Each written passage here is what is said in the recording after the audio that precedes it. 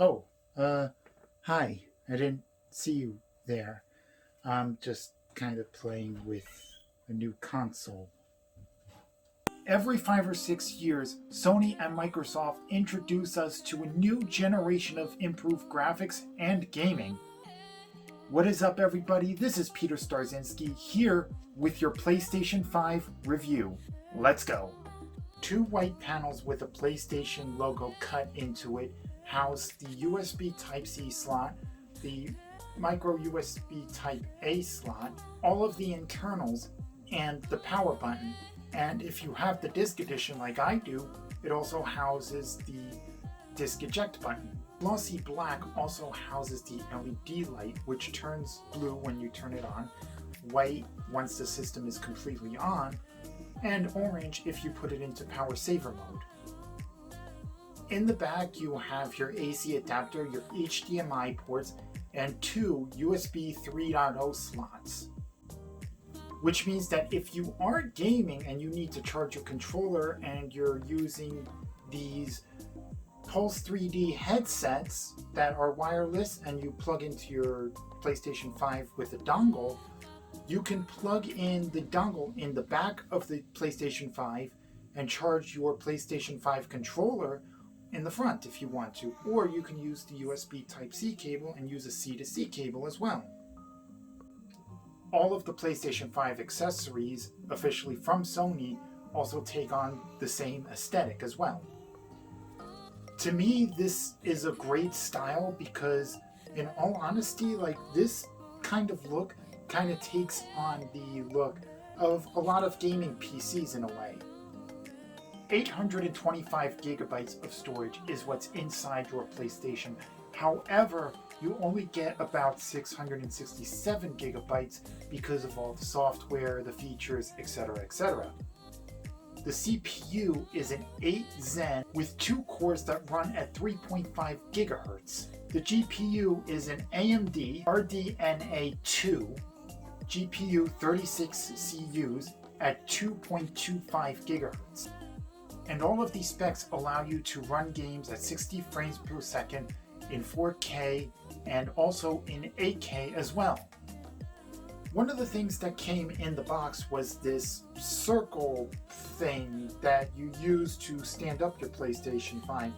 Now, your PlayStation 5 will have a little piece on the bottom that you could take off, and it has a screw hole in it, and then you would put a screw right in here. You would put the system on top, like so, like here, and then you would screw right here in the bottom, which is something I personally do not use. As you can see, I have it here, and I usually like to have my systems lying flat in my entertainment center.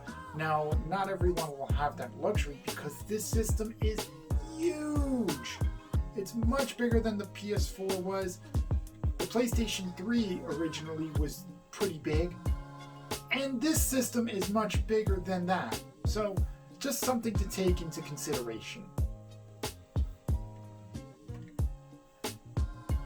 Now let's discuss software. Once you boot up the PlayStation, you will be greeted with a prompt to press the PS button on your PlayStation DualSense 5 controller. Once you do that, then you're greeted with white circles that kind of float and some ray tracing at the top left-hand corner and your profiles. Once you are logged in, you're greeted with a row of options such as your games, the PlayStation Store, PlayStation Plus, and also you have the ability to take a screenshot from there as well. And when you scroll all the way to the far right, that's where your library is. One thing to point out though is that not all of your downloaded games will be there. You have to go into your library to access some of them, and the games that are already downloaded will not have the download button thing that's located on the game icon. Also, the PlayStation 5 is also a way to consume media, and it has a media section where you can access your Disney Plus, your Netflix, your Hulu, or whatever. It's basically the media hub in a sense. And now let's talk graphics. The reason why you buy a gaming console in the first place is to play video games, right? Well, Video game graphics over the years have gotten better from the early 90s, heck, even from the 70s when you had the Atari and all those consoles back then, if you want to call them that.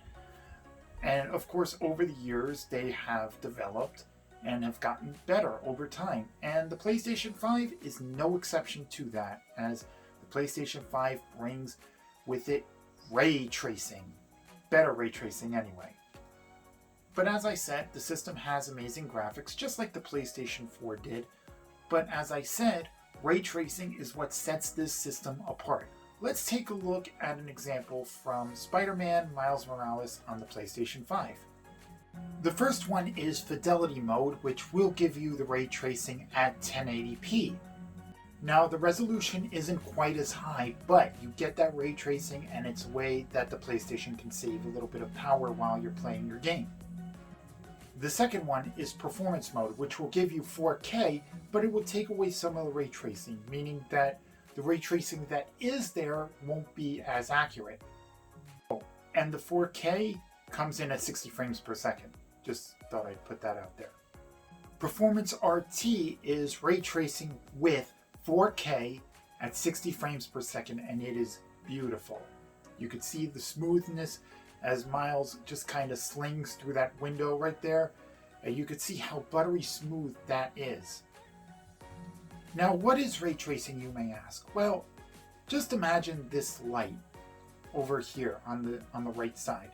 Now, this light will beam out, right? But if this was a video game, developers would have to guess where that light would go, as opposed to on the PlayStation 5, where it kind of would just make it easier and developers would not have to guess. They would just basically know, and basically it would be there already. So in short, ray tracing is much more accurate on the PlayStation 5 than it is on the PlayStation 4. It exists on the PlayStation 4, don't get me wrong, but on the PlayStation 5 it's brought to a much grander scale and it's more accurate than it would be on the PlayStation 4. Also, the reflections would move as your characters move, so take that into consideration. Also, when you play Spider-Man Miles Morales, if you're on a building that has reflections, you will see how accurate it is when you turn the camera behind you. Now finally, let's talk about this accessory. This is the DualSense 5 controller. This controller, just like the PlayStation 5, has the same exact design, and Sony did this intentionally so that this way all their accessories can have one unified design, which is fine. However, on the controller, I don't like the new buttons here. I much prefer the old style where square was pink, X was a bluish color, circle was red, and triangle was green. But then again, what can I say? I'm a little bit old school in that sense. But overall, this is a really nice design. However, there is some technical changes from the DualShock 4 to the DualSense 5. Vibrations let you feel your environment. So if, let's say, things are flying by you, or you're walking on sand, for example, or whatever it is that you're doing, you feel those in the controller itself. Like, for example, Astro's Playroom, for example, when you're walking on the sand in one of the levels, you feel that sand on your feet. And also when you're floating like Astro can do, you feel those beams hitting the ground, and you feel yourself sort of flying from the controller anyway.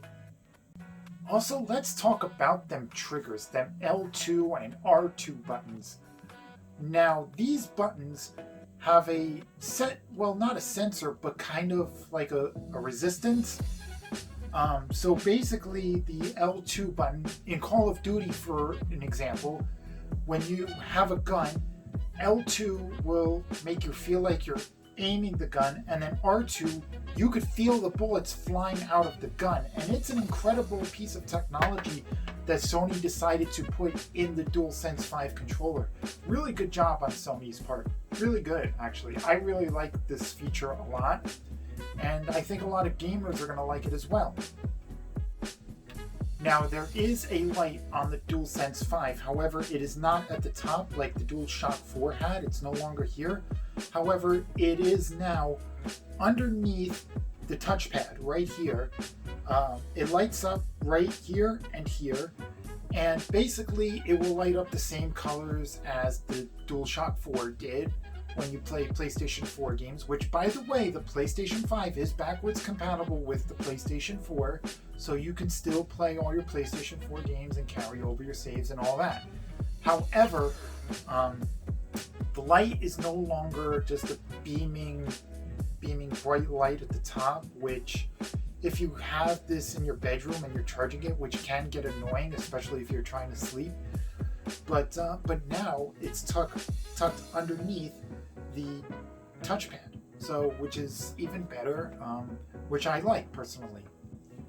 Now there is two ways you can charge this controller. You can either plug it in through the USB Type-C, or you can put it on the DualSense charging station.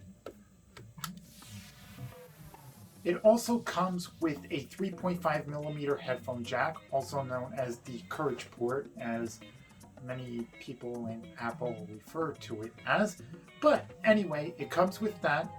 It also has a microphone built in, which you're not going to want to use if you're streaming or if you're playing with friends. You're going to want to use a headset. And speaking of streaming, you're probably going to ask me if I could stream from the PlayStation 5, and the answer is yes. You can stream to Twitch, you can stream to YouTube, and those are the only two platforms you can stream to. You can't stream to Facebook like you were able to do for a short time on the PlayStation 4. However, streaming to Twitch is great now. In fact, it's a much cleaner UI, so that this way you could still see your comments on the right hand side or wherever you want to put them. I put them on the right hand side when I stream. I also have the PlayStation camera, so you can stream using the camera. You can stream with the comments, and what will happen is, instead of having that ugly UI that was on the PlayStation 4 to be able to see your chat, you now have a chat that will show up and it will stay there for roughly 10 or 20 seconds, and then eventually it will disappear.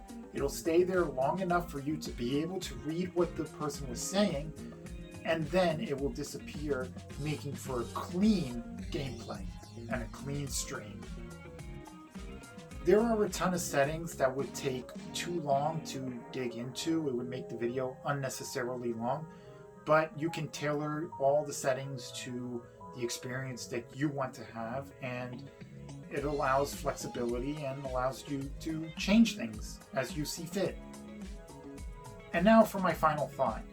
On this PlayStation 5, great graphics, great upgrade. It's definitely an upgrade over the PlayStation 4. You're going to have a fun time playing this system. There's not really many games out available for the PlayStation 5, but once that gaming library starts expanding over the years, it's going to be a great experience, and it's going to show off what next-gen console gaming is going to look like. Overall, that's been it. Hope you enjoyed this video. Be sure to like, share, subscribe.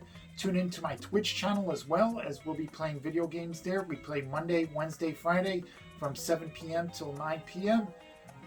Tune in for a couple hours. There's also the Discord link down below.